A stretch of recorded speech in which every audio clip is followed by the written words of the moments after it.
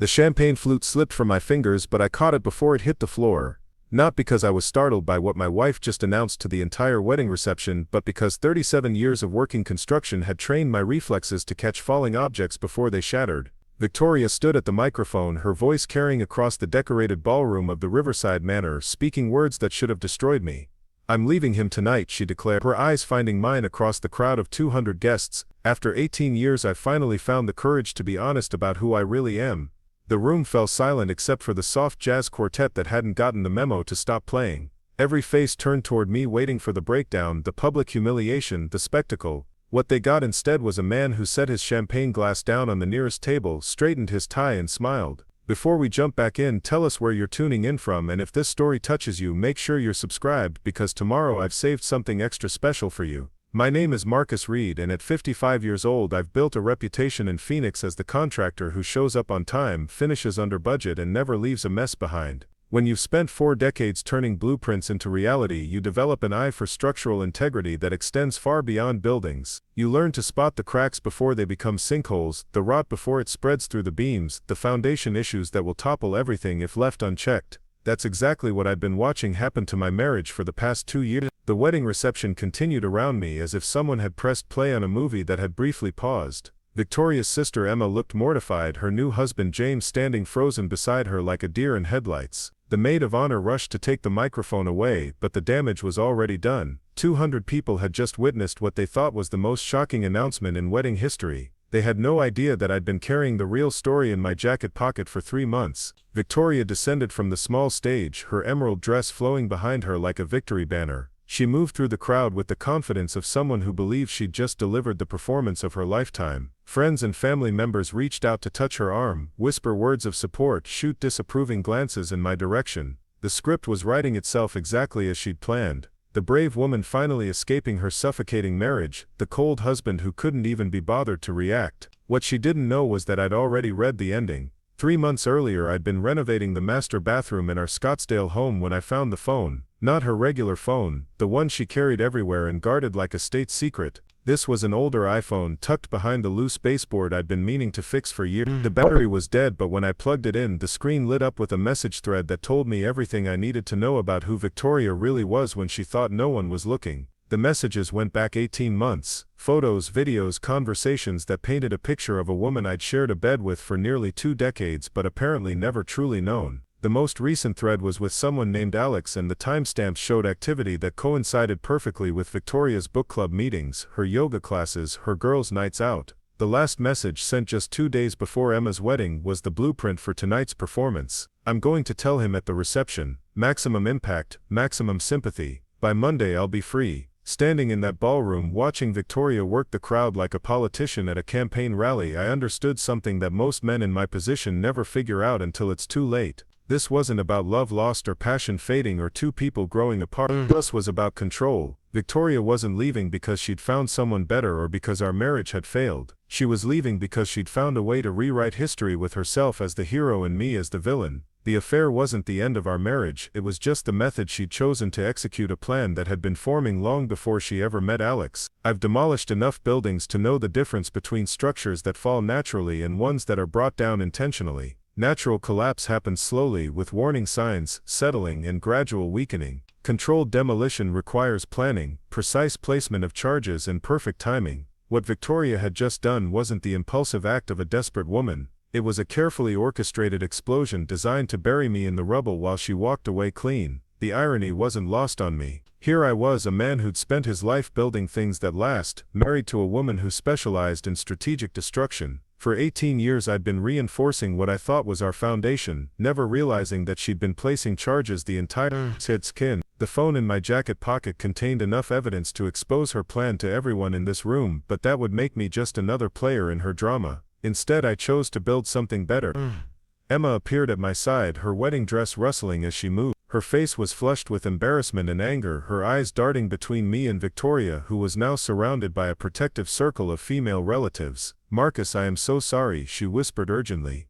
I had no idea she was planning to do this. At my wedding of all places, I would never have. I placed a gentle hand on her shoulder, the same gesture I'd used to comfort her when she was 12 and had fallen off her bike in our driveway. "Emma, this is your day. Don't let her steal it from you." My voice was calm, steady, the same tone I used when explaining construction delays to anxious clients. Go dance with your husband. Enjoy your reception. Your sister's drama ends tonight, but your marriage is just beginning. She searched my face for signs of the devastation she expected to find. But Marcus, what are you going to do? Everyone heard what she said. People are talking. People always talk, I replied, adjusting her veil with the careful precision I brought to every task. But tomorrow they'll be talking about something else. You gave them a beautiful wedding to remember. That's what matters. I kissed her forehead the way I had at every birthday, graduation, and milestone since she'd become part of my life. Now go be happy. As Emma reluctantly returned to her guests, I surveyed the ballroom with the analytical eye I'd developed over decades of project management.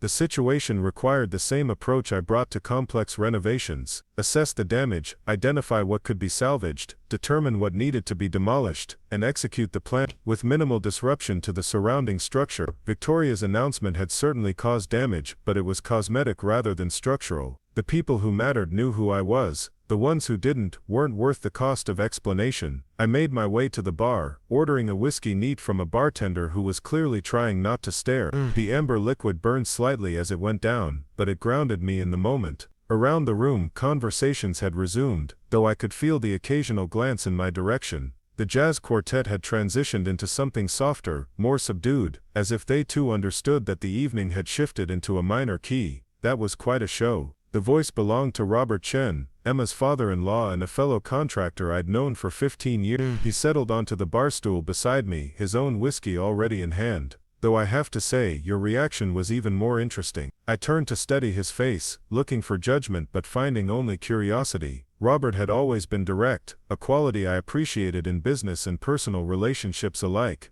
What did you expect? I asked, honestly. I expected fireworks. Most men would have made a scene, tried to defend themselves, maybe even aired some dirty laundry. He took a slow sip of his drink. Instead, you looked like a man who was watching something he'd predicted would happen. The observation was more accurate than he could have known. Sometimes the best response to chaos is calm, I replied, especially when the chaos is intentional. Robert nodded slowly, understanding passing between us like a blueprint being shared across a drafting table. You know, in 40 years of construction, I've learned that the loudest collapses usually aren't the most dangerous ones. It's the quiet structural failures that cause the real damage. He finished his whiskey and stood, straightening his jacket. For what it's worth, anyone who knows you both isn't buying her version of event.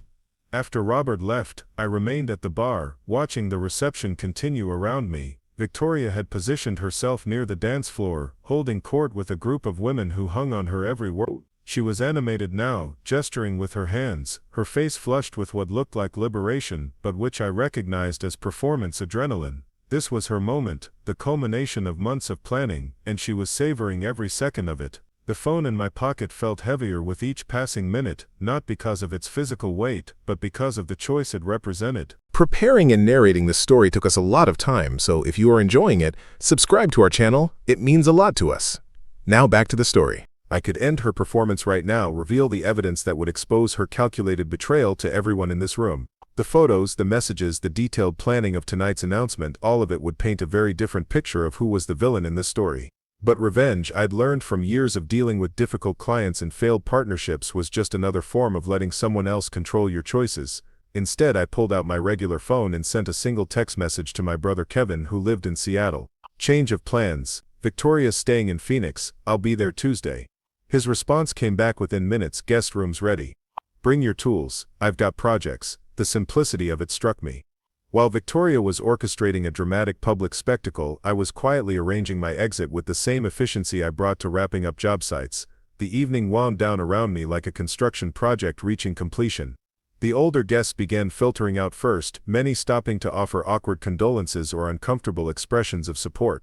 I accepted each interaction with the same steady composure, neither defending myself nor attacking Victoria. The younger crowd stayed later, the alcohol and drama providing fuel for extended socializing. Victoria seemed to grow more animated with each departure, as if she feared her audience was leaving before her performance was complete. By midnight, only the immediate family and closest friends remained. The jazz quartet had packed up, replaced by a playlist that seemed oddly cheerful given the evening's events. Victoria finally approached me as I was settling the bar tab, her green dress now slightly wrinkled, her makeup showing the effects of an emotional evening. Up close I could see the uncertainty creeping into her eyes, the first crack in her confident facade. "Marcus," she said, her voice softer now, almost tentative. "I think we should talk." I finished signing the receipt and pocketed my credit card before turning to face her fully. For 18 years this woman had been the center of my personal universe, the constant around which I'd organized my life. Looking at her now, I felt the strange detachment that comes with recognizing someone you once knew intimately has become a stranger. "What would you like to talk about, Victoria?" The question seemed to surprise her. She'd clearly expected anger, pleading, or at least curiosity about her reasons. "About us, about what happens now. About," she gestured vaguely at the nearly empty ballroom. "About tonight." "Tonight was your choice," I replied, my voice remaining level. "You made your announcement, you got the reaction you wanted from the crowd. What more is there to discuss?" Her composure flickered. "The reaction I wanted. Marcus, I didn't want any of this. I've been miserable for years and you never even noticed. Tonight was just me finally being honest about something that's been building for." I held up a hand, the same gesture I used to stop clients from explaining problems I'd already identified.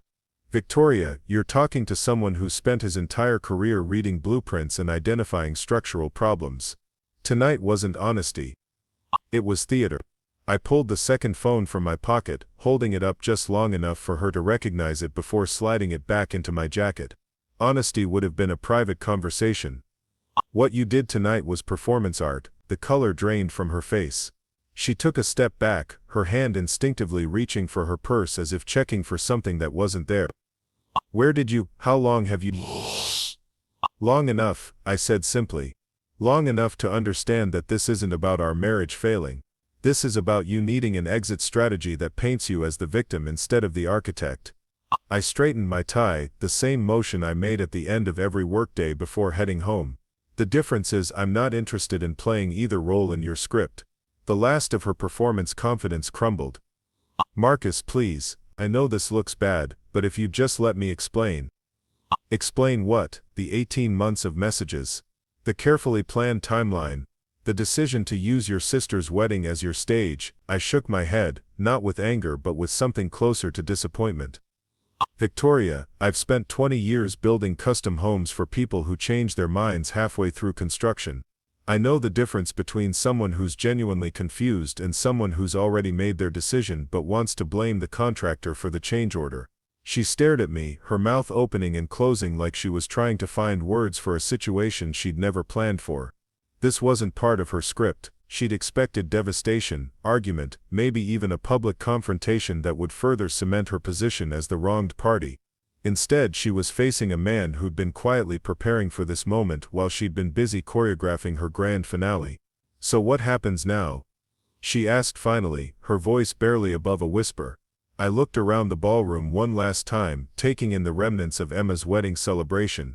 The beautiful decorations, the empty dance floor, the scattered champagne glasses that would need to be cleared away before morning. It struck me that weddings and divorces had more in common than people realized. Both required extensive planning, both created lasting memories, and both marked the end of one chapter and the beginning of another. "Now you go home to our house and figure out your next move," I said, pulling my truck keys from my pocket. "I'm driving to Seattle to start mine." I paused, meeting her eyes one final time. "The house is paid off, the cars are in both our names, and there's enough in the joint account to cover expenses until the lawyers sort out the details. I won't contest anything reasonable, and I won't be sharing any information that might complicate your new narrative." "You're leaving, tonight?" The disbelief in her voice was genuine. "I'm leaving now," I confirmed. "I've got a job waiting in Seattle, a brother who's expecting me, and no reason to stick around for the second act of this performance." I started walking toward the exit, then paused and turned back.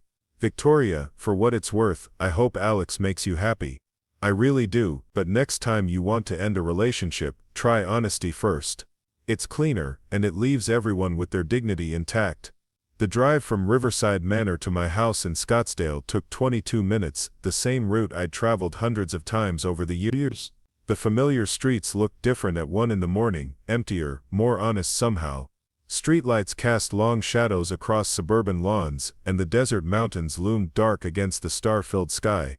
I'd always loved the drive home from social events, the quiet transition from public performance back to private reality.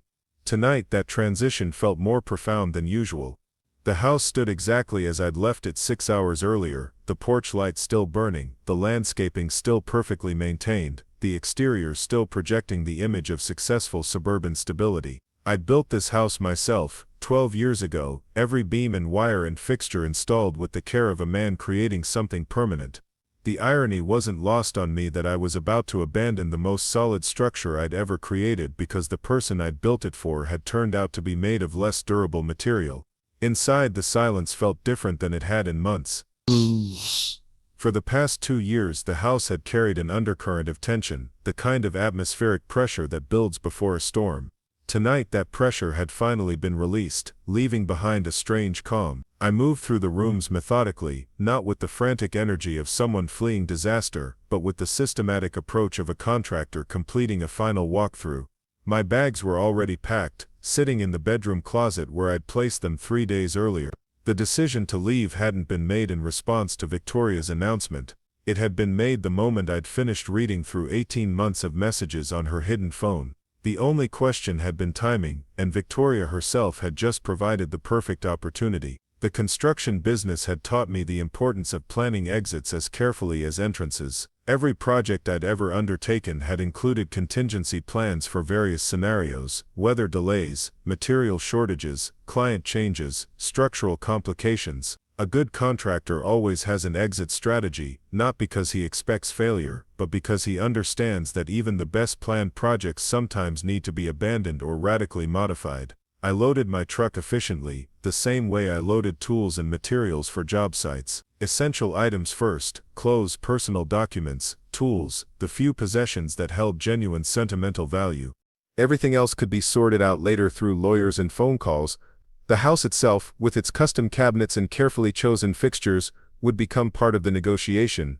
I felt no attachment to it anymore. Buildings are just structures until people fill them with meaning, and Victoria had already emptied this one of anything worth preserving.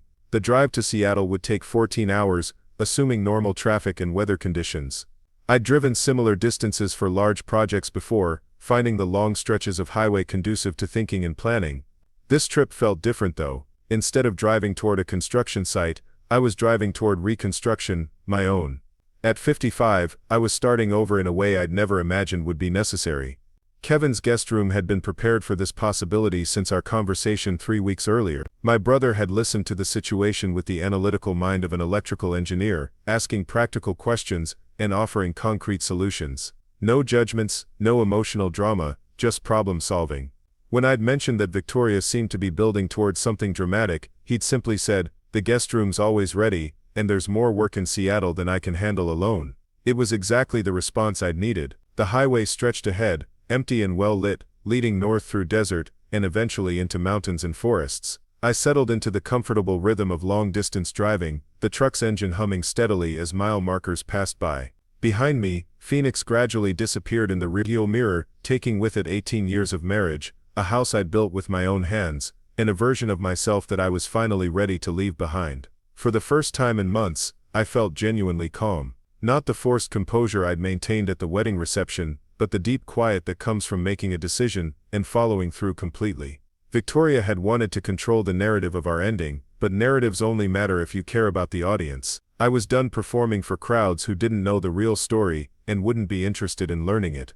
The phone in my pocket, Victoria's secret phone, the one containing 18 months of evidence, felt lighter now. I'd considered leaving it on the kitchen counter with a note, a final revelation that would shatter her carefully constructed victim narrative. But revenge, I'd realized, was just another form of letting someone else write your script. Instead, I planned to drop it in a dumpster outside Flagstaff, letting Victoria's secrets disappear into the desert night, like everything else I was leaving behind. By dawn, I'd be in a different state, beginning a different chapter, free from the exhausting work of trying to renovate a relationship with someone who'd been demolishing it from the inside all along. Victoria could keep Phoenix, the house and the story she'd crafted. I was driving towards something better, not because I was running away, but because I'd finally learned the difference between structures worth saving and ones that need to be abandoned completely. The desert highway rolled on, endless and full of possibility, carrying me away from the wreckage of Victoria's performance and toward whatever came next. For a man who'd spent his career building things that last, there was something deeply satisfying about finally walking away from something that never could. The Arizona sun painted the interstate in shades of gold as I crossed into New Mexico, the truck's odometer clicking past the first 100 miles. The radio played classic rock at low volume, nothing intrusive, just background noise to keep the silence from becoming too complete. I'd driven this route before, years ago, when Kevin first moved to Seattle for his engineering job. Back then, it had been a vacation drive, Victoria beside me complaining about the heat, and asking when we'd stop for lunch every 50 miles. Now the passenger seat held only my thermos and a road atlas, marked with the efficient route north. The phone calls started around 8 in the morning. First Victoria, her number flashing on the display as I passed through Albuquerque. I let it ring through to voicemail, then deleted the message without listening. Then Emma, probably mortified about her wedding being remembered for all the wrong reasons. Her call I answered on the third ring, pulling into a rest stop to give her my full attention. Marcus, thank God, her voice cracked through the speaker, exhausted and strained. I've been up all night thinking about what happened. I keep replaying it in my head, wondering if I should have seen it coming, if I should have stopped her somehow. I leaned against the truck's tailgate, watching early morning travelers stretch their legs and walk their dogs in the designated path. Oh! Normal people doing normal things, blissfully unaware of the drama unfolding in other people's lives. Emma, what happened last night wasn't your fault. You couldn't have prevented something you didn't know was planned. But at my wedding, Marcus, of all the places she could have chosen to blow up your marriage, she picked my wedding. The pain in her voice was genuine, the kind of hurt that comes from having a milestone moment hijacked by someone else's agenda. James is furious. He's talking about cutting contact with Victoria entirely, and I don't know how to handle that. She's my sister. The family dynamics that would ripple out from Victoria's performance were just beginning to manifest. In construction, I'd learned that every structural change affects the entire building, sometimes in ways you don't discover until years later. Victoria had just created a stress fracture that would run through the entire family foundation. James has every right to be angry, I said carefully, but you're caught in the middle of something that was building long before last night. Don't let her choices force you into ones you'll regret. Where are you now? Emma asked. Victoria called me at 6 this morning, hysterical. She said you just disappeared, taken your truck and left without saying where you were going. She's convinced you're having some kind of breakdown. The irony almost made me laugh. Victoria, who had spent 18 months planning her dramatic exit, was now painting my strategic departure as evidence of instability. It was exactly the kind of narrative reshaping I'd expected from her. I'm driving to Seattle, Kevin's expecting me, and there's work waiting. I'm fine, Emma. Better than I've been in a long time, actually. There was a pause on the line, the sound of morning traffic in Phoenix filtering through her end of the call. You knew, didn't you? About whatever she was doing. The way you reacted last night, it wasn't shock. It was like you were watching something you'd already seen coming. I'd always appreciated Emma's directness, a trait that had served her well in her career as a nurse. She had the kind of observational skills that came from years of reading patients and situations quickly and accurately. I knew enough, I admitted. Not the specifics of last night's performance, but the general direction things were heading. And you didn't try to stop it. Didn't try to save your marriage. The question hung in the desert air, weighted with 18 years of family history, and the assumption that marriage was always worth fighting for. Emma, you can't save something that the other person is actively working to destroy. At some point, you have to choose between exhausting yourself trying to repair damage that's being created faster than you can fix it, or walking away with whatever dignity you have left. She was quiet for a long moment, processing the implications. I'm so sorry, Marcus. For last night, for Victoria, for all of it. You didn't deserve what she did to you. No, I agreed, but I also didn't deserve to spend another year pretending everything was fine, while she planned her exit strategy. Sometimes the worst thing that can happen to you turns out to be exactly what you needed. After ending the call with Emma, I sat in the rest stop parking lot for a few more minutes, watching the steady stream of travelers, families heading to vacations, business people making their daily commutes, retirees in RVs, exploring the country at their own pace. Everyone had a destination, a purpose, a story playing out in real time. For the first time in months, I felt like I was part of that flow instead of stuck in the stagnant backwater of a failing marriage. The second wave of calls came as I crossed into Colorado, the landscape shifting from desert to mountains, the air growing thinner and cooler. This time it was Victoria's support network, the women who had surrounded her at the reception, offering comfort and validation for her performance. First Diane, Victoria's best friend since college, her voice sharp with indignation on Victoria's behalf. Marcus, I don't know what's gotten into you, but Victoria is beside herself. You can't just abandon your wife, because she finally found the courage to be honest about your marriage problems. I kept driving, the truck handling the mountain grades with the steady reliability I'd come to depend on over 8 years of ownership. Diane, I'm not abandoning anyone. I'm making a choice to prioritize my own well-being over a relationship that stopped working a long time ago. That's incredibly selfish, she shot back. Marriage is about commitment, about working through problems together. You can't just run away the minute things get difficult. The accusation was exactly what I'd expected from Victoria's inner circle. They'd been fed a steady diet of carefully curated grievances over the past 18 months, positioned to see me as the distant, unfeeling husband who had driven poor Victoria to desperation. Diane, you're absolutely right, that marriage is about working through problems together, the key word being together. It's hard to work on problems with someone who's been secretly planning their exit while pretending to be committed to solutions. What are you talking about? Victoria has been trying to save your marriage for years. She's been in counseling, reading books, practically begging you to pay attention to what was wrong. I pulled into a scenic overlook, needing to focus completely on this conversation. The view stretched for miles across the Colorado Rockies, peaks and valleys extending to the horizon, a reminder that there were perspectives larger than the small dramas of individual lives. Diane, I'm going to ask you a direct question, and I'd appreciate an honest answer. In all your conversations with Victoria over the past year and a half, did she ever mention someone named Alex? The silence on the other end stretched long enough for me to count 3 cars passing on the highway below. When Diane spoke again, her voice had lost some of its confrontational edge. I don't know what you're implying, but Victoria would never. I'm not implying anything, I interrupted gently. I'm stating a fact. Victoria has been involved with someone named Alex for 18 months. Last night wasn't a spontaneous breakdown or a cry for help. It was a carefully planned public exit strategy designed to position her as the victim of an unfeeling marriage rather than the architect of its destruction. You're lying, Diane said, but the certainty had drained out of her voice. I wish I were. But I've seen the messages, the photos, the detailed planning of last night's announcement. Victoria didn't break down at Emma's wedding. She performed exactly the scene she'd been rehearsing. I started the truck again, merging back into traffic. Diane, you've been a good friend to her, and she's going to need that support in the coming weeks. But don't let her rewrite history to make me the villain in a story where I was just the last person to figure out what was really happening. The third call came from Victoria herself, just as I was entering Utah. This time I answered, partly out of curiosity about what angle she'd take now that her initial performance had failed to produce the expected results. Her voice was different from the confident woman who had taken the microphone at Emma's wedding. Raw, unsteady, with an edge of genuine panic that I hadn't heard in years. Marcus, please, we need to talk about this like adults.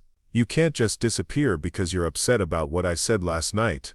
I merged into the passing lane to get around a slow-moving RV, the Utah landscape opening up into vast expanses of red rock and sagebrush. Victoria, I'm not upset about what you said last night. I'm impressed by how well you planned it. The timing, the venue, the audience, it was exactly the kind of strategic thinking you bring to your marketing job. What are you talking about? There was no planning. I just reached a breaking point and finally said what I'd been feeling for months. The lie came so smoothly that I almost admired the craftsmanship. If I hadn't read her messages, if I didn't have 18 months of evidence sitting in my jacket pocket, I might have been convinced by the genuine distress in her voice. Victoria, you texted Alex on Thursday that you were going to tell him at the reception for Maximum Impact. You've been planning this exit for over a year, coordinating with him, discussing timing and strategy. Last night wasn't a breakdown, it was a debut performance. The silence stretched so long that I thought the call had dropped. When she spoke again, her voice had changed completely, the performance mask finally slipping to reveal something harder underneath. You went through my phone. I found a phone, hidden in the bathroom baseboard I was repairing. A phone you've been using for 18 months to coordinate an affair while pretending to work on our marriage. I passed a sign indicating that Salt Lake City was still 300 miles ahead. The question isn't whether I violated your privacy, Victoria. The question is whether you were ever planning to tell me the truth, or if public humiliation was always part of your exit strategy. It wasn't supposed to happen like this, she said, and for the first time I heard something that might have been genuine regret. Everything got so complicated, and I didn't know how to have an honest conversation with your husband of 18 years. How to admit you'd met someone else. How to end things with dignity instead of turning it into performance art. I kept my voice level, not cruel but not comforting either. Victoria, you had dozens of opportunities to handle this differently. You chose the nuclear option. Alex doesn't mean anything, she said desperately. It was just someone to talk to when things got bad between us. It wasn't supposed to become what it became. The explanation was too little, and about a year too late. Victoria, I've read the messages, all of them. Alex isn't just someone you talk to when things got bad. You've been building a life with him while dismantling the one we built together. You've been to his apartment, met his friends, planned vacations together. That's not a conversation partner, that's a relationship. So what happens now? She asked, the fight finally going out of her voice. Do you hate me? Are you going to try to destroy me in the divorce? I pulled into a gas station in a small Utah town, the kind of place where the most exciting thing that happened all year was probably the high school football team making the state playoffs. The simplicity of it was appealing after the complexity of the past 24 hours. I don't hate you, Victoria. I'm disappointed, but I don't hate you, and I'm not interested in destroying anyone. I just want to move forward with my life. But you're leaving, you're actually leaving, aren't you? I'm already gone, I said simply. I'm in Utah, driving to Seattle, where I have a job waiting and a brother who's expecting me. By the time you file the papers, I'll be a resident of Washington State. This is insane, Marcus. You can't just abandon 18 years of marriage because of one mistake. The characterization of 18 months of calculated deception as one mistake was so absurd that I almost laughed. Victoria, last night you stood up in front of 200 people and announced that you were leaving me. You got exactly what you wanted. I'm just making it easier for you by not fighting the process. But I didn't think you'd actually leave. I thought you'd try to win me back, or at least ask me to stay, or provide you with more drama to fuel the next act of your performance. I finished filling the gas tank and walked into the convenience store, the bell chiming as I entered. Victoria, you wanted out of the marriage. You're out. What you do next is entirely up to you. The store was clean and well stocked, typical of the small-town establishments that serve travelers on the major highways. I picked up a coffee and a sandwich, making small talk with the clerk about weather and road conditions. Normal interactions with people who had no investment in my personal drama, no opinions about who was right or wrong, no agenda beyond completing a simple transaction. It was refreshing in a way I hadn't expected.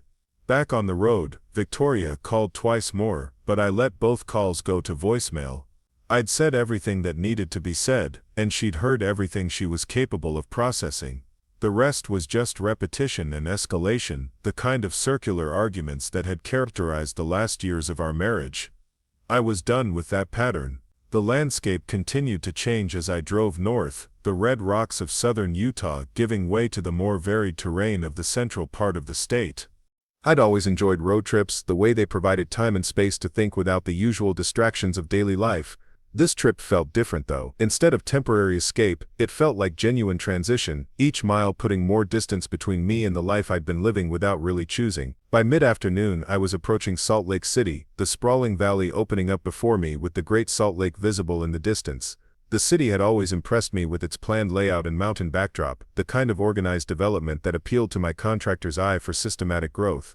I stopped for lunch at a restaurant near the interstate, sitting by a window with a view of the Wasatch Mountains. The waitress was friendly in the practiced way of someone who served hundreds of travelers every week, offering recommendations and making small talk about where I was headed. When I mentioned Seattle, she lit up, talking about a sister who lived there and loved the food scene and coffee culture. Normal conversation about normal things, the kind of interaction I'd forgotten was possible when you weren't constantly navigating the minefield of a failing relationship. While eating, I checked my messages for the first time since leaving the gas station. 3 more calls from Victoria, 2 from Emma checking on my progress, 1 from Kevin confirming that the guest room was ready and asking about my estimated arrival time. The contrast was stark. Victoria's messages were increasingly frantic, cycling between anger and pleading, trying different emotional angles to get a response. Kevin's was straightforward and practical, focused on logistics rather than drama. I called Kevin back, reaching him during his lunch break at the engineering firm where he'd worked for the past 6 years. His voice was calm and familiar, a reminder of family relationships that weren't complicated by romantic expectations or financial entanglements. "How's the drive going?" he asked. "Good, I'm in Salt Lake City, should be there by 10 or 11 tonight if traffic cooperates." I watched a family at the next table, parents helping young children with their meals, the kind of scene that had once made me wonder if Victoria and I should have had kids. Now I was grateful we hadn't brought children into the mess our marriage had become. "Victoria's been calling Mom," Kevin said without preamble, 3 times since this morning apparently. "Mom's worried about you, wants to know if you're having some kind of midlife crisis." I had to smile at that. Our mother had always been practical, viewing dramatic life changes with suspicion and preferring gradual adjustments to sudden shifts. The idea that her son might abandon an 18-year marriage would genuinely disturb her sense of how the world should work. "What did you tell her?" "The truth, that you discovered Victoria was cheating, that she made a scene at a family wedding, and that you're making a clean break instead of getting dragged through months of ugly divorce proceedings." He paused. "She said that sounds exactly like something you'd do actually, practical and efficient." "And what did she say about Victoria's version of events?" "That Victoria always was dramatic, and that dramatic people tend to assume everyone else is equally interested in their drama." I could hear keyboard clicking in the background as Kevin multitasked, a skill that had served him well in his technical career. "Mom's not worried about you having a breakdown. She's worried about you being too isolated, cutting yourself off from family because you don't want to deal with Victoria's manipulation." The concern was valid. In construction, I'd seen men handle divorce by retreating completely, avoiding social situations and family gatherings because their ex-wives had poisoned those relationships with competing narratives and forced loyalties. It was a tempting approach, especially when the alternative was constantly defending yourself against accusations and implications. "I don't want to put the family in the middle of this," I said. "You're not putting anyone in the middle. Victoria already did that when she decided to make her announcement at Emma's wedding. Now everyone has to figure out how to navigate the aftermath." Kevin's voice carried the analytical clarification that had made him successful in his engineering career. "The difference is, you're handling it by removing yourself from the drama. She's handling it by trying to create more drama." By evening I was crossing into Idaho, the sun setting behind me as I climbed into the mountains that separated Utah from the northwest. The truck handled the grades easily, the engine temperature staying cool despite the elevation and load. I'd chosen this vehicle specifically for reliability and durability, qualities that had served me well in both business and personal situations. The phone had been quiet for the past 2 hours, a blessed relief from the morning's barrage of calls and messages. I turned off the notification sounds, letting messages accumulate without the constant electronic intrusion into my thoughts. This felt like the first real peace I'd experienced in months, the kind of mental quiet that comes from making a decision and following through completely. As darkness fell, the interstate traffic thinned out to mostly long-haul truckers and other dedicated distance drivers. I'd driven through the night before, usually on rush jobs that required early morning starts in distant locations. The rhythm was familiar and comfortable, the steady hum of the engine and occasional radio check-ins with traffic reports creating a cocoon of focused movement. Around 9 o'clock, somewhere in southern Idaho, I pulled into a truck stop for fuel and food. The facility was busy but not crowded, serving the steady stream of commercial and personal traffic that moved along I-84 24 hours a day. I filled the tank and went inside for coffee and a quick meal, sitting at the counter beside drivers heading to Portland and Spokane and points beyond. The conversation was practical and immediate: weather conditions ahead, road construction delays, the best routes through various mountain passes. No one asked about personal lives or relationship drama or family complications. The focus was on the task at hand, getting from point A to point B safely and efficiently. It was exactly the kind of environment I'd always found comfortable, people united by common purpose rather than divided by competing agendas. Back on the road, I realized that for the first time in over a year, I felt genuinely optimistic about the future.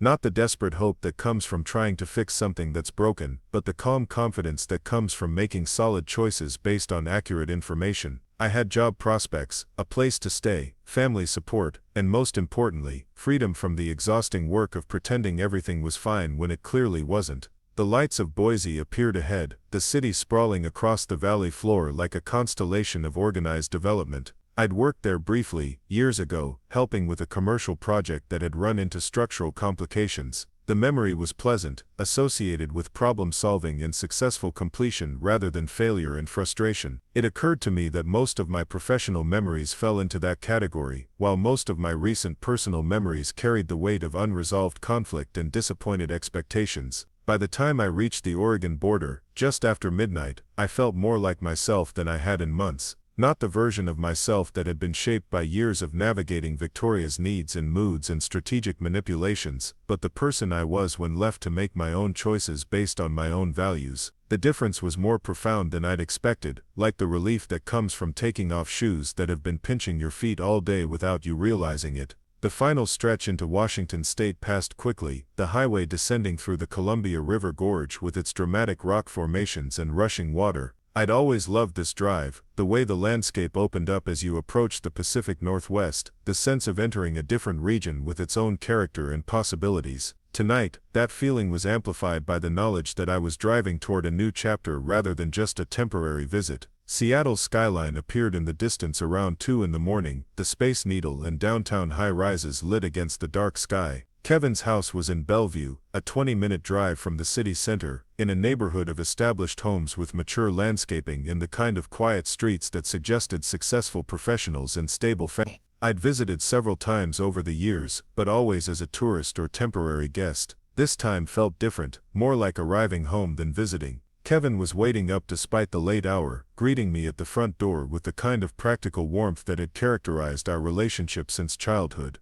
No dramatic expressions of sympathy or demands for detailed explanations, just help unloading the truck and a brief tour of the guest room that would serve as my base while I figured out my next permanent move. "Coffee's set on a timer for 7, he said as I settled my bags in the closet. "There's a whole grain cereal and fruit if you want breakfast, or there are decent restaurants within walking distance if you prefer to eat out. Internet password is on the desk, and you've got your own bathroom down the hall." The efficiency of it was perfect, exactly what I needed after 24 hours of high drama and long-distance driving. No requirements for emotional processing or lengthy discussions about what had happened and what it meant, just practical support and space to decompress. "Thanks, Kevin. I know this isn't how you plan to spend your week." "Actually it is," he replied, matter-of-factly. "I've been expecting this call for about 6 months based on our conversations." The only surprise was the public announcement at Emma's wedding. That seemed unnecessarily theatrical, even for Victoria. His assessment was typically direct and much.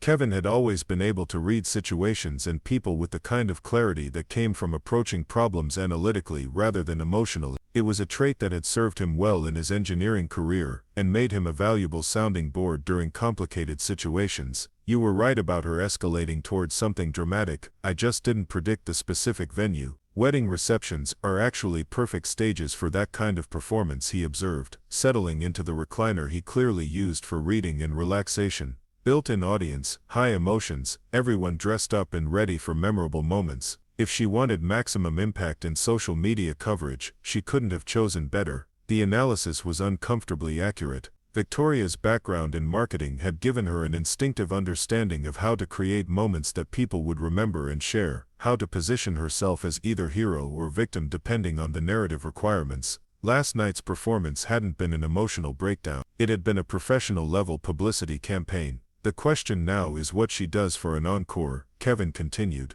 "Because people who create that kind of drama usually can't stop with just one performance. There's always a second act, sometimes a third, until the audience gets tired and moves on to other entertainment." I settled onto the couch, feeling the deep exhaustion that comes after adrenaline finally fades and your body remembers how tired it actually is. "I'm hoping the distance helps with that. Hard to create drama with someone who's not available to participate." "Distance definitely helps, but don't underestimate her creativity. She's got 18 years of shared history to work with, plus a family network she can influence and a social media presence she can leverage." Kevin's expression was thoughtful rather than worried, analyzing potential complications the way he approached engineering problems. "The good news is that most people who create this kind of chaos are ultimately their own worst enemy. They can't resist overplaying their hand." Outside, Seattle was settling into the quiet hours before dawn, the kind of deep urban silence that comes when even the night shift workers are winding down their activities. Inside the house, the peace felt solid and reliable, built on honest relationships and straightforward communication rather than the shifting foundation of hidden agendas and strategic performances. For the first time in over 18 months, I felt like I could sleep without wondering what crisis or revelation would be waiting when I woke up. The guest room was comfortable and impersonal, decorated with the kind of neutral efficiency that characterizes spaces designed for temporary occupancy, perfect for someone in transition, someone focused on the future rather than the past. As I finally settled in for what remained of the night, I realized that Victoria's performance at Emma's wedding had accomplished something she probably hadn't intended. It had freed me completely from any lingering obligation to salvage what was left of our marriage. No more wondering if I should try harder, fight longer, invest more energy in repairs and in reconciliation. She'd made the choice publicly and dramatically, giving me permission to walk away with clear conscience and clean hands. The last thought I had before falling asleep was that sometimes the best gift someone can give you is their complete honesty about who they really are. Victoria had spent 18 months pretending to be committed to our marriage while actively working to destroy it. Last night, she'd finally shown her true self, and that revelation, however painful in the moment, was exactly the clarity I'd needed to move forward with confidence and purpose. 3 months into my new life in Seattle, I was reviewing blueprints for a waterfront renovation when Kevin knocked on the frame of my temporary office door. He held his tablet, displaying what looked like a local news website, his expression carrying the particular mix of concern and dark amusement that meant Victoria had made headlines again. "You need to see this," he said, setting the tablet on my desk. The article's headline read, "Phoenix Woman's Wedding Outburst Leads to Viral Social Media Campaign." Below it was a photo I recognized from Emma's reception, Victoria at the microphone, her face a mask of determined emotion. Someone had been recording with their phone when she made her announcement, and the footage had found its way onto various social media platforms. The article detailed how Victoria had leveraged her marketing expertise to transform her wedding announcement into what the reporter called a powerful statement about finding courage to leave emotionally unavailable partners. She'd apparently given interviews to 3 different lifestyle bloggers, appeared on a local morning show, and started what she was calling the Honest Hearts movement for women trapped in unfulfilling marriages. She's got over 50,000 followers on Instagram now, Kevin noted, scrolling through screenshots of her posts, professional photos, inspirational quotes, the whole influencer package. "Look at this one." He pointed to an image of Victoria in flowing white clothes, standing on a mountaintop with her arms spread wide, the caption reading, "Sometimes the strongest thing you can do is walk away from what's slowly killing your soul." I studied the photos with the same analytical approach I brought to structural assessments. The production values were impressive, clearly the work of professional photographers and graphic designers. This wasn't the desperate scrambling of someone trying to rebuild after a public meltdown. This was a calculated rebranding campaign, transforming personal drama into marketable inspiration. "She's been careful," I observed, reading through several posts. "Notice she never mentions me by name, never gives specific details about our marriage. It's all abstract enough that people can project their own situations onto her story." The strategy was actually quite sophisticated from a marketing perspective, creating broad appeal rather than limiting her audience to people dealing with identical circumstances. Kevin nodded, pulling up her media appearances on the tablet. "She's positioning herself as an expert on recognizing emotional neglect, teaching other women to identify the signs they're being taken for granted." The morning show interview has over 2 million views. He played a clip of Victoria speaking earnestly to a sympathetic host, discussing the importance of self-advocacy and the courage required to demand better treatment from life partners. Watching her perform, I felt the strange detachment that comes from seeing someone you once knew intimately become a public persona. This version of Victoria was polished, articulate, and completely unrecognizable as the woman who had hidden a second phone in our bathroom baseboard for 18 months. She'd taken her calculated betrayal and transformed it into a story of personal empowerment and brave truth-telling. "The comments are interesting," Kevin continued, scrolling through hundreds of responses to her posts, mostly supportive, lots of women sharing their own stories of feeling undervalued in relationships. "But there are some people asking pointed questions about the timing and venue of her announcement." He showed me a thread where several users had questioned the ethics of hijacking someone else's wedding for personal drama. Victoria had responded to those criticisms with masterful deflection, explaining that truth doesn't wait for convenient moments, and that her sister had actually been grateful to see her finally find the strength to speak her truth. The responses demonstrated the same strategic thinking she'd brought to her corporate marketing campaigns, turning potential negatives into evidence of authenticity and courage. "Has she tried to contact you since this started?" Kevin asked, closing the article and setting the tablet aside. Nothing direct, but I've been getting friend requests from people I don't know, probably journalists or bloggers trying to get my side of the story. I'd ignored all of them, maintaining the same policy of non-engagement that had served me well during the immediate aftermath of her announcement. My lawyer says she's been asking mutual friends for my contact information, claiming she wants to discuss the divorce settlement privately. Kevin's expression sharpened. After turning your marriage into a public brand, that seems unlikely to be about private discussion. He was right, of course. Victoria's sudden interest in direct communication wasn't about resolving practical matters quietly. It was about maintaining control of the narrative, possibly gathering material for her next phase of public storytelling. The timing, coming just as her social media campaign was gaining momentum, suggested she needed fresh content to sustain audience interest. The renovation project I was managing had proven to be exactly the kind of complex challenge I'd needed to regain confidence in my professional abilities. The waterfront location presented unique structural requirements, and the client wanted to preserve historical elements while incorporating modern systems and amenities. It was the kind of puzzle that required both technical expertise and creative problem-solving, qualities I'd always brought to my work but had somehow lost track of during the final years of managing Victoria's emotional volatility. Working with a team of local contractors and specialists had reminded me how much I enjoyed collaborative problem-solving when it wasn't complicated by hidden agendas and strategic manipulation. The other professionals treated me as a peer, valued my input based on experience and expertise, and communicated directly about challenges and solutions. The contrast with my former home life was stark and refreshing. "There's something else," Kevin said, pulling up a different website on his tablet. "She's filed a restraining order application, claiming you've been harassing her through intermediaries and making threats about exposing private information." I looked up from the blueprints, genuinely surprised. "That's completely fabricated. I haven't contacted her at all, directly or indirectly." The accusation was so blatantly false that my first instinct was to laugh, but the legal implications were serious enough to warrant careful consideration. I figured as much, but it's a smart move from her perspective. If you ever do decide to share your side of the story, she can claim you're violating a restraining order and paint herself as a victim of continued harassment. Kevin scrolled through the legal documents, his engineering mind analyzing the strategy with clinical precision. She's also claiming emotional distress and requesting financial support for therapy and security measures. The breathtaking audacity of it was almost impressive. Victoria had spent 18 months conducting a secret affair, planned a public humiliation at a family wedding, launched a social media campaign based on rewriting history, and was now claiming to be the victim of harassment by the husband she'd abandoned.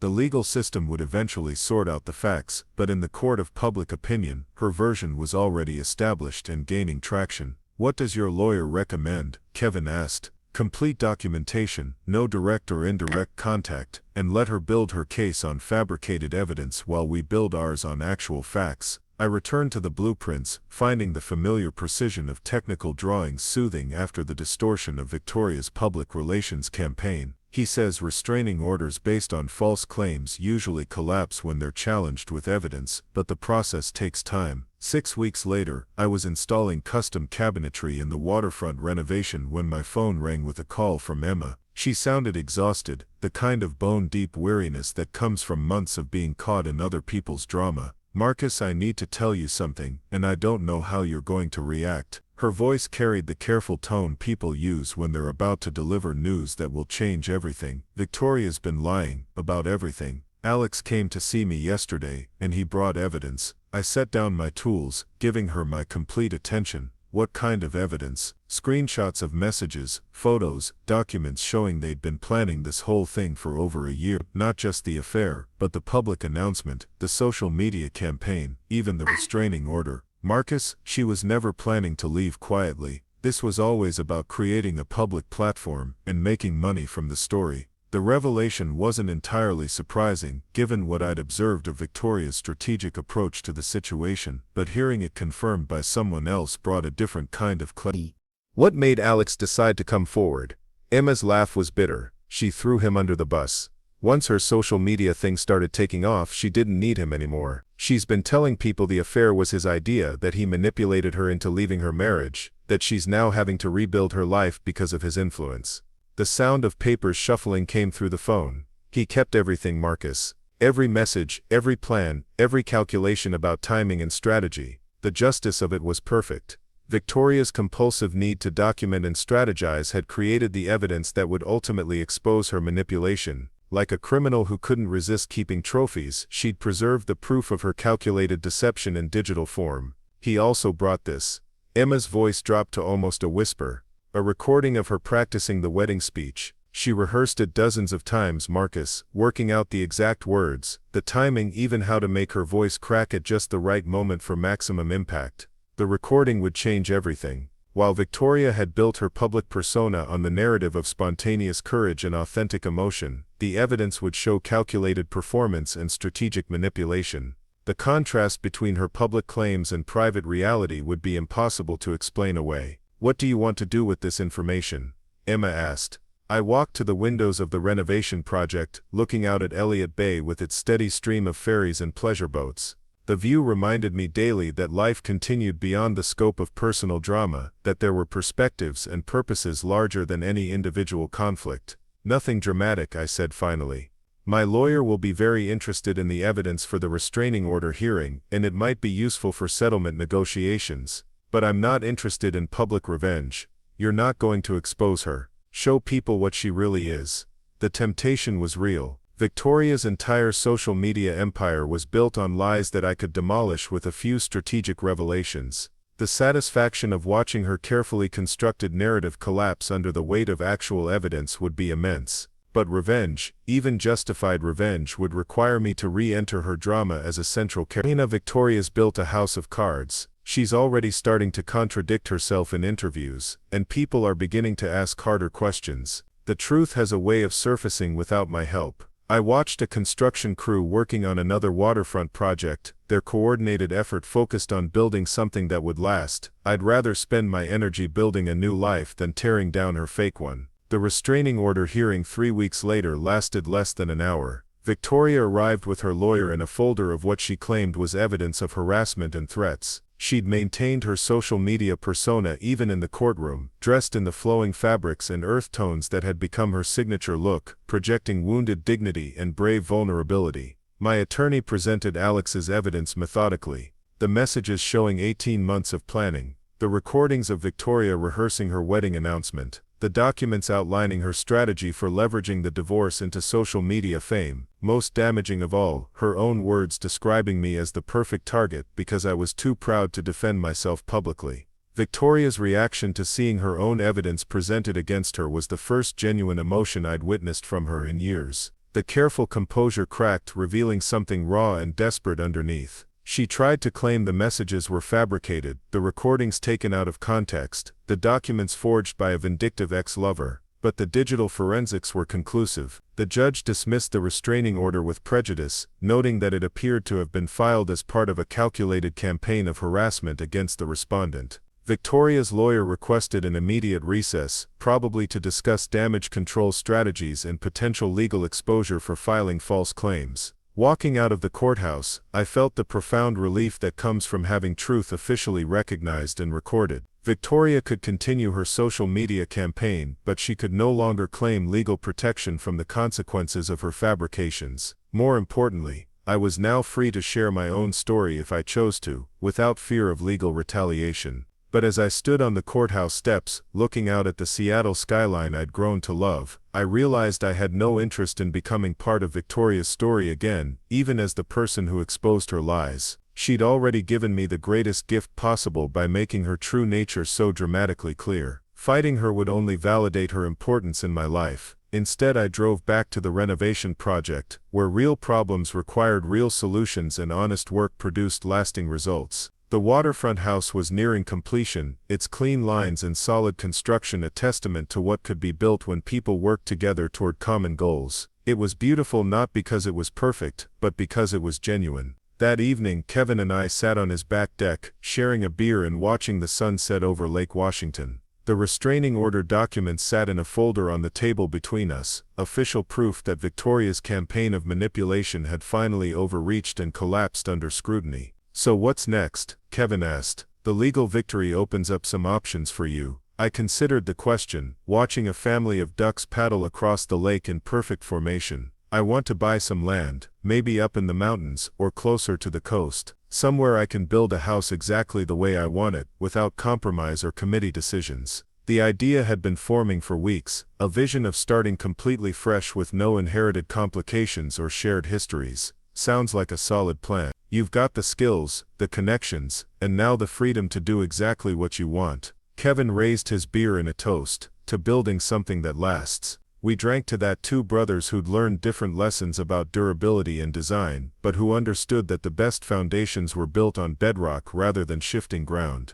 In the distance, Seattle's lights began to flicker on, each one representing someone's life, someone's choices, someone's story playing out in real time. My phone buzzed with a notification that Victoria had posted another inspirational message about overcoming legal harassment and staying true to your authentic self, despite those who would try to silence you. I deleted the notification without reading it and turned off the phone entirely. Her story would continue, probably for months or years, evolving and adapting as she found new angles and audiences. But I was no longer part of that.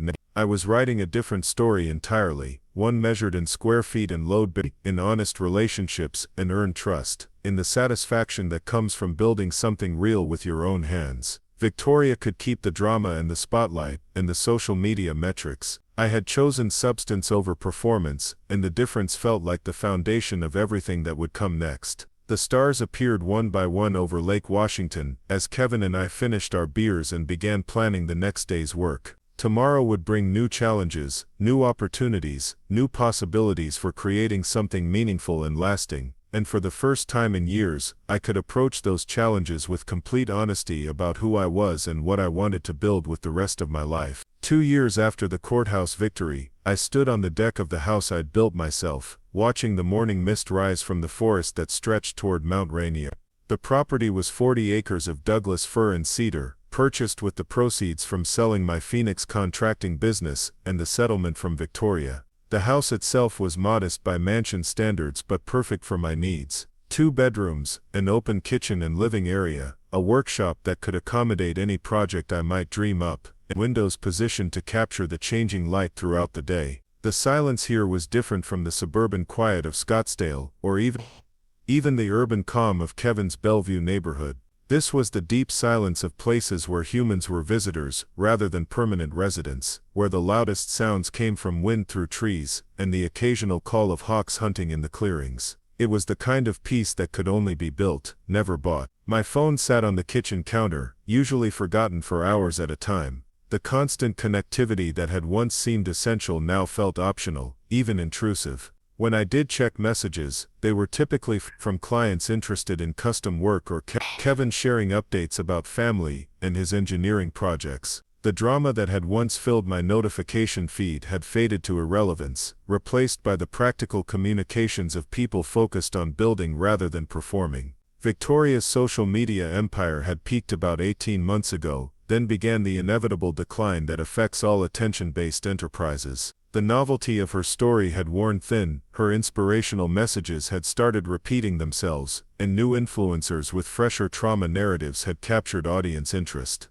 Her follower count had dropped from its peak of nearly 200,000 to something closer to 30,000, mostly consisting of people who had genuinely found value in her message rather than those attracted by viral curiosity. She'd pivoted several times, trying to maintain relevance through various angles. A brief venture into relationship coaching had failed when former clients began sharing stories about her advice, leading to unnecessary confrontations and broken partnerships. An attempt at launching a product line of wellness accessories had collapsed when manufacturing delays and quality issues generated negative reviews. Most recently, she'd been promoting some kind of retreat program for women seeking authentic transformation, but the website looked hastily constructed, and the testimonials felt scripted. The trajectory was predictable for anyone who understood the difference between sustainable business and exploiting temporary attention. Victoria had built her platform on the dramatic destruction of our marriage, but destruction only provides so much content before audiences move on to other spectacles. Without the skills to create genuine value for her followers, she was left recycling the same story with diminishing returns. I'd learned about her struggles not through direct observation, but through occasional updates from Emma, who maintained a complicated relationship with her sister that mixed loyalty with growing frustration. Victoria had burned through most of her goodwill with family and friends, borrowing money for various ventures that failed to produce promised returns, asking for emotional support while providing only self-centered drama in exchange. The contrast between our post-divorce trajectories couldn't have been starker. While Victoria chased external validation through increasingly desperate reinventions of her public persona, I'd focused on building something solid and self-sustaining. The custom construction projects that filled my calendar came through word-of-mouth referrals from satisfied clients, people who valued craftsmanship over marketing, substance over style. Each project taught me something new about both construction techniques and human nature. Clients who had clear visions and realistic expectations produced beautiful results through collaborative effort. Those who constantly changed requirements or had unrealistic budgets created stress and disappointment regardless of the quality of work delivered. The parallels to relationship dynamics were obvious but not bitter. Understanding patterns didn't require resentment.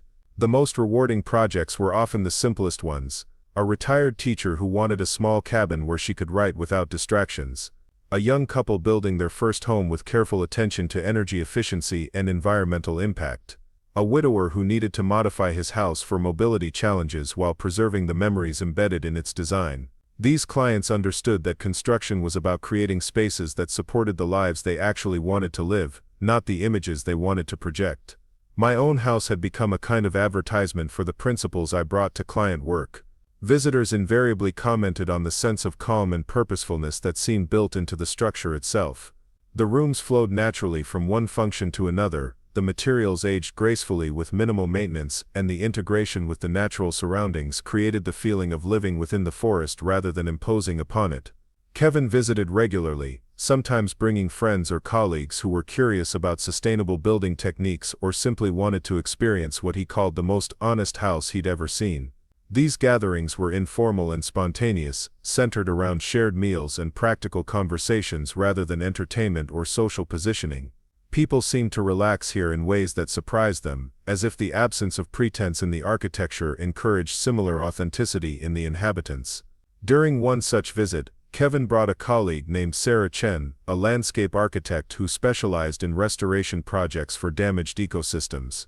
She spent most of the weekend walking the property, documenting native plant communities and identifying areas where selective thinning might encourage greater biodiversity. Her enthusiasm for the land itself, rather than what could be imposed upon it, resonated with my own approach to construction. Most people who buy forest property want to clear spaces for lawns and gardens, she observed as we examined a grove of old-growth cedar that had somehow escaped earlier logging.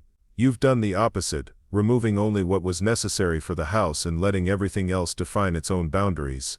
The conversation that followed touched on topics I'd been thinking about but hadn't articulated clearly. The relationship between human habitation and natural systems.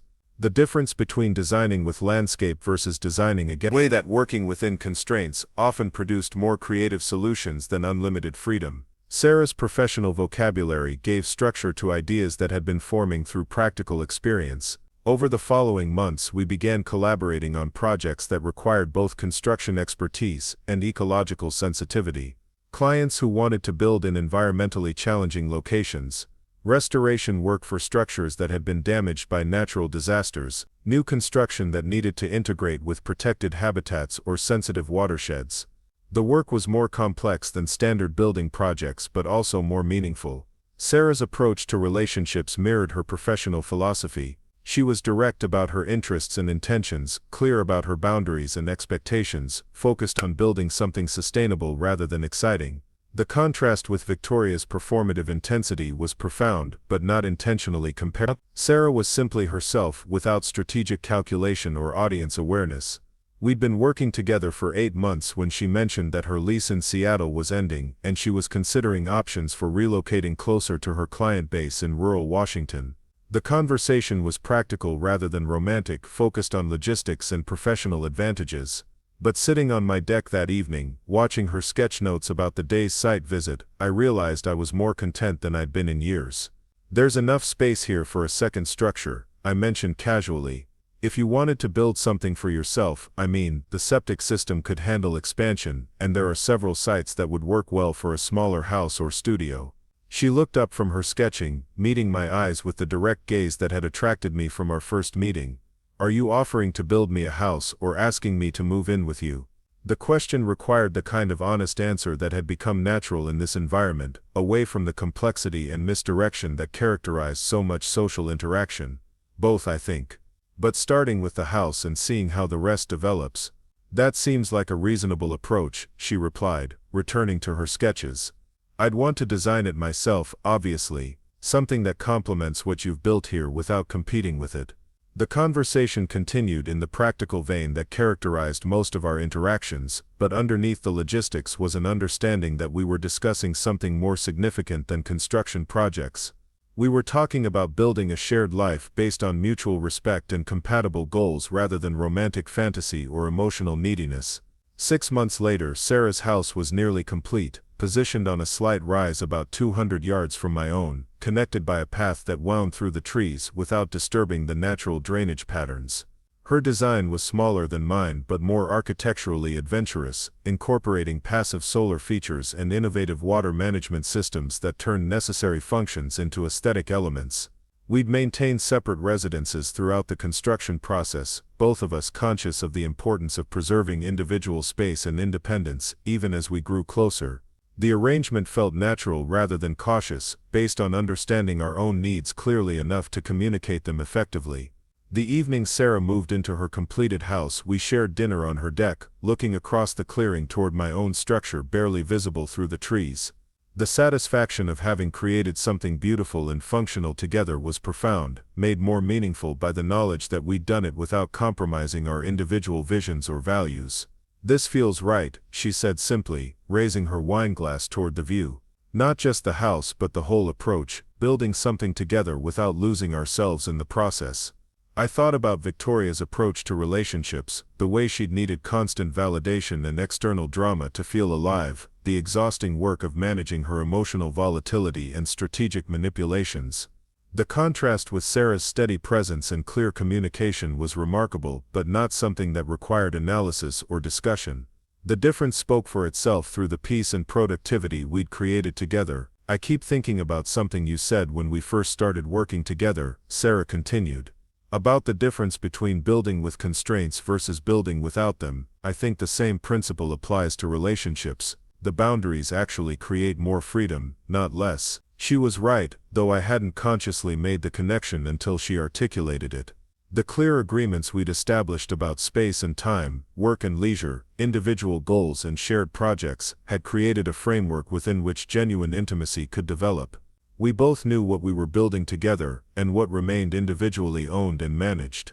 The phone calls from Phoenix had stopped entirely sometime during Sarah's house construction, though I couldn't pinpoint exactly when. Victoria's social media presence had dwindled to occasional posts about her various business ventures, none of which seemed to gain significant traction. Emma's updates had become less frequent and more positive, focused on her own marriage and career rather than family drama. The legal aftermath of the restraining order case had eventually resulted in Victoria being required to pay my attorney fees and issue a public correction about her false claims, but by then her audience had mostly moved on to other entertainment.